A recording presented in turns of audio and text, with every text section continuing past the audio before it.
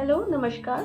आज हम एक बहुत ही कॉमन प्रॉब्लम के बारे में बात करेंगे, जनरलाइज्ड एंजाइटी डिसऑर्डर। एंजाइटी हम सब ने कभी ना कभी लाइफ में एक्सपीरियंस की हुई होती है, या तो किसी एग्जाम से पहले या किसी इंटरव्यू से पहले या किसी भी चैलेंजिंग काम से पहले हम एंग्शियस फीलिंग्स हमें होती हैं और ये कम ज़्यादा हर किसी को लाइफ में कभी ना कभी होती है। तो ये जनरलाइज्ड एंजाइटी डिसऑर्डर क्या है?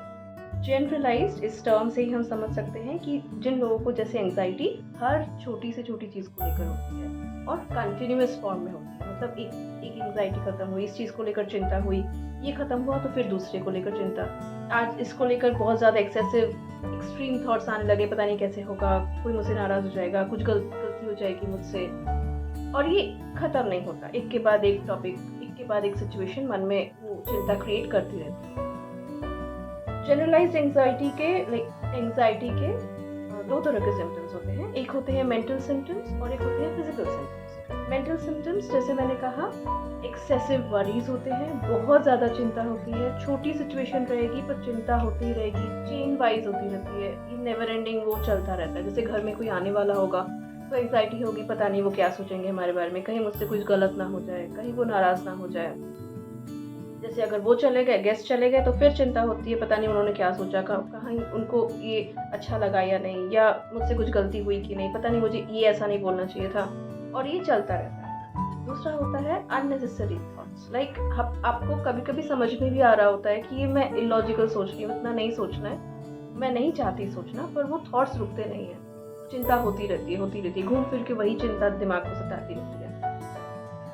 फिजिकल सिम्टम्स ये होते हैं कि कभी कभी जैसे ही एंजाइटी हुई हाथ पैर कांपने लगते हैं, हाथ पैर ठंडे होने लगते हैं, कभी कभी पैल्पिटेशंस होने लगता है, दिल बहुत ज़ोरों से धड़कने लगता है, ऐसा लगता है कि इतना ज़ोर से धड़क रहा है कि कहीं वो बाहर ना आ जाए, सांस फूलने लगती है, सांस लेने में कभी कभी तकलीफ होती है, कभी कभी सर के ऊपर और कानों में गर्मी सी महसूस होती है, स्टमक अपसेट हो जाता है, कुछ लोगों को बार बार बाथरूम जाने की ज़रूरत पड़ती है, फीलिंग कॉन्स्टेंटली वो रहता है कि मुझे वॉशरूम जाना पड़ेगा।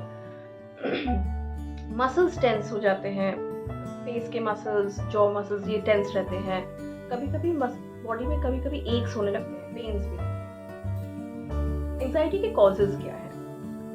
एंजाइटी कभी कभी ये जनरलाइज एंजाइटी डिसऑर्डर के फॉर्म में जो हो रहा है, ये कभी कभी जेनेटिक होता है कि फैमिली में अगर किसी को कोई भी ऐसी इलनेस रही हुई है तो वो जेनेटिकली पास ऑन होता है।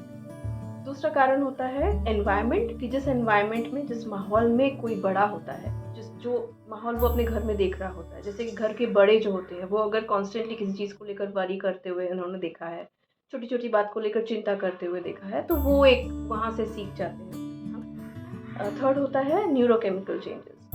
हमारे ब्रेन में बहुत सारे केमिकल्स रहते हैं, कुछ केमिकल्स रहते हैं जो हमें पीसफुल रहने में हेल्प करते हैं, पीसफुल रखते हैं। ऐसा ही एक केमिकल है सेरोटोनिन। सेरोटोनिन की डेफिशिएंसी से कभी कभी एंजाइटी डिसऑर्डर्स होते हैं।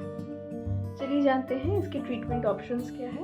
एंजाइटी को ट्रीट करने के लिए मेडिसिन हेल्प कर सकती हैं। आप साइकाइट्रिस्ट से मिल सकते हैं और वो आपको मेडिसिन प्रिस्क्राइब करेंगे, बहुत हेल्पफुल होता है। और साइकोथेरेपी, जिसको हम काउंसलिंग भी कहते हैं, वो भी हेल्प कर सकता है। आई होप ये वीडियो हेल्पफुल रहा।